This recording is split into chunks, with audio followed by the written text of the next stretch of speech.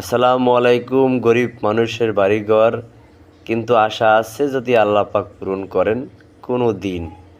তো মূলত ভিডিওটা করার একটাই কারণ যে আমার মায়ে কষ্ট করে, বৃষ্টি আইলে পানি পড়ে, এই জন্য। এটা হলো বারান্দা, আর টিনের বেড়া হবে চারিদিক দিয়া, আর এখানে থাকার জায়গা হবে, খাওয়ার জায়গা হবে। আর ওই যে একটা উঠাইতেছে, এই যে আমার মা যাইতেছে, দেখছেন? কষ্ট করে অনেক। মার জন্য সবাই দোয়া করবেন। আমার মা অনেক কষ্ট করে, সেই জন্যেই দ্রুত এই কাজটা করা।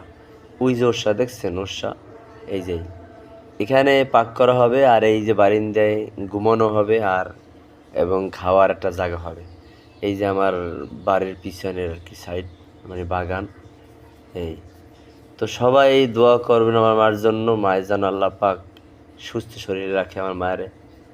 তো এই যে ঘাট, আমি এই ঘাটলা বানাইছি ঢাকা থেকে বাড়িতে যাওয়ার পরে। আর আমার বাড়ির চারপাশে খাল, বুঝতে পারছেন? চারপাশে খাল। তো গরিব মানুষের আশা আছে, কিন্তু আল্লাহ পাক যদি পূরণ করেন তো এলো কথা। কিন্তু টাকা পয়সা তো নাই, গরিব, সেই জন্য আর কি এই ছোট্ট খাট্ট একটু করে আর কি গড়াই উড়াইতেছি, শুধু মায়ে যেন শান্তি দিয়ে থাকে। এই আর বৃষ্টি তো পরেই তো বোঝেন। ভালো থাকবেন সবাই ভাই ও বোনেরা। আসসালামু আলাইকুম। সবাই দোয়া করেন আমার।